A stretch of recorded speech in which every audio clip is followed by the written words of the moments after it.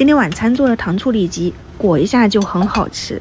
其实有2种吃法，你还可以撒上这种辣椒粉，做成那种小酥肉的口感。里脊肉我是用了2块的，去皮，也要把那层白色筋膜剔干净，就像这样子。然后你给它切成厚片，我这2块可能就300-400克左右。切厚片以后切成条，再放一点姜葱、盐。第一是去味道，第二是入一下底味，抓捏一小会儿。然后再加入多一点的清水，给它泡一泡，抓一抓，冲洗干净。葱姜捞出来，把水倒掉，但不要把那个水分挤干，就还带一点这种水分，口感会更嫩。而且你直接就加入这个土豆淀粉，它也不需要再额外去加水了。淀粉可以分次放进去的，我是分了2次。这一次裹好以后我觉得不够，我后面又加了一点。比例你可以是1:1，就淀粉也可以少一点，可以多一点点，但是一定要把这个肉裹起来。然后再倒入几圈的食用油，给它们再次抓拌均匀。淀粉糊化了以后，炸出来那个酥肉是很酥脆的，像这样子。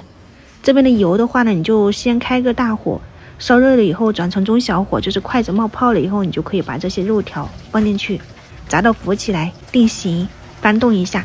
如果粘在一起，你用筷子给它拨动一下，分开，这样就搞定了。这一次是让它定个型，也是让里面的肉熟了。这个口感不酥脆，口感酥脆的话呢，你要把油温升高，再放进去复炸一遍，就是表面炸的这样子金黄酥脆，你捞起来是能听到这种声音的，控干水分，它放冷的都是很酥脆的，很香。酱汁我想要试一下小野青煮的山楂糖醋汁，因为我打开我闻到那种山楂的味道，就特别的提味道，放了2包在里面，就平底锅里面你抹上一点油，用个中小火，把它这个酱汁熬得像这样子股大泡，就可以放上我们炸好的小酥肉，快速的裹上去。出锅之前撒上熟芝麻就搞定了，酸酸甜甜的，感觉比自己白糖啊、番茄调出来那种味道要更浓郁一些，带一点那种山楂的香味，很好吃。然后这个基本上他们一回来就黏着在那里面吃了。还有一盘的话呢，我就直接撒上这种蘸料，做了一个香辣酥脆的口感，就像这样子，就是味道有一点淡哦，还可以撒点椒盐，味道更足。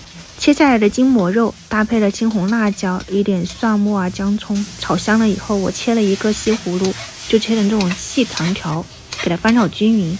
断生了以后，淋上酱油，再来上一点点盐，给它们翻炒均匀。清炒的西葫芦就搞定了，味道也还可以，简单的家常菜。白做了一个秋葵，我基本上都是这样对半切开的，煮得比较透。搭配酱汁直接就端上桌了。我以前不吃这个东西的，后面2姐妹吃我又跟着吃，人的口味真的会变。再煮了一个蛋花汤，今天的晚餐参考一下，明早再见，拜拜。